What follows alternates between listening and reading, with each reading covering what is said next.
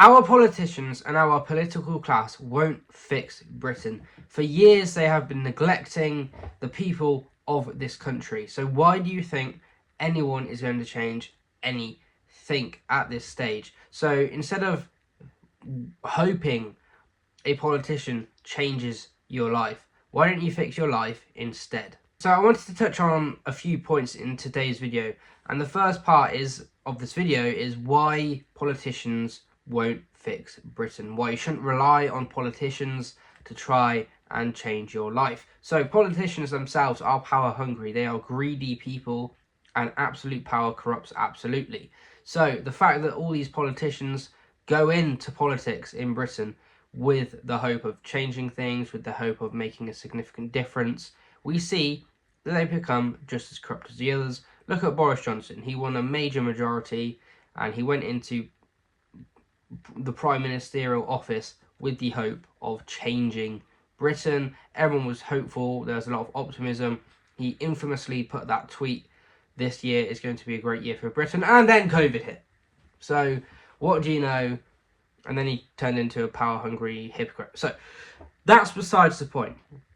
What the main part of this video is why you should fix your life. So you need to fix your life.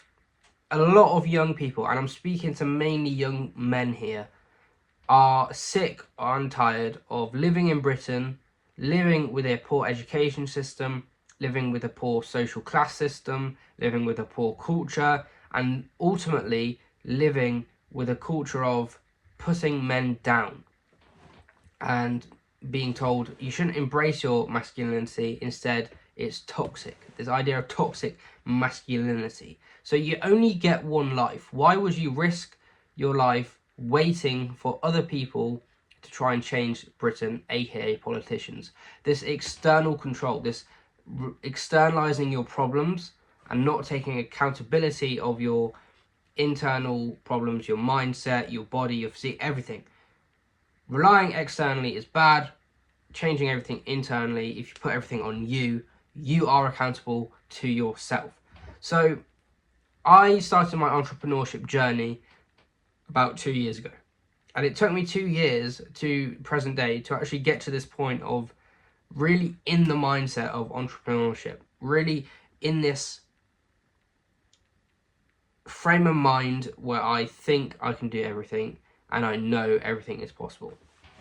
And ultimately, I used to be an external person, so externalizing my problems. I used to say, because Britain's, and this is true, but because I used to rely on this a lot, because Britain's social class system and the working class versus the middle class and the upper class, the structure is so rigid, and you have cultural issues as well. The tall poppy syndrome I've spoken about a lot on my channel. I used to externalize this and say there's no hope in hell of me progressing, doing anything if I've started in this country. And then I remembered that people live in third world countries and have no chance, yet they still manage to make money online. They still manage to learn digital skills. So I stopped. It took about 2 years to stop that mindset, stop externalizing everything and reframing my mind and internalizing what is going wrong and what I can solve. So the fact that you internalize it, it benefits you because it helps you keep yourself accountable, and it's all to do with your mind and your mindset. So what have I done over the last 2 years to help improve my mindset, other than escape this idea of the social class system and externalizing my problems? What have I done to improve my mindset? Going to the gym is a massive thing. Getting through a gym session when you're tired and trying to get through the pain, that's good for your discipline, and it's good because a lot of time you're not motivated to go to the gym. A lot of people don't want to go to the gym, but they have discipline, and discipline is what's important in order to get a good body. So I'm improving my physique, I'm improving my physical health. What else am I doing? I'm learning lessons and being a student rather than someone who's trying to act like a teacher, act like I know it all. Being a student is great, and you're a student for your entire life, because up until this point, I'm 21, I don't know anything. There's people out there making tons of money that are 30 years old, 40 years old, 50 years old. They have much more wisdom and much more life experience. But this is where the problem comes, when you're trying to take wisdom and life experience of people stuck in traditionalist way of thinking. If people are stuck in their traditionalist way of thinking, aka externalizing their problems in the social class, do not listen to them. A lot of your parents are perhaps like that. A lot of your grandparents are perhaps like that.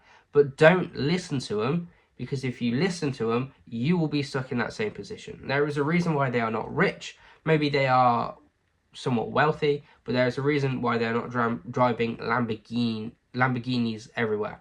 Okay, so that's an important factor to keep in mind. You don't want to rely on people that are stuck in the system. You want to take advice from people who are where you want to be.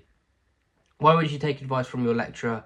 Why would you take advice from anyone that's not in a position of driving the Lamborghini Huracan round the country? Okay, so if you want to escape the rat race, there is only one way to do it, and that is to learn a digital skill.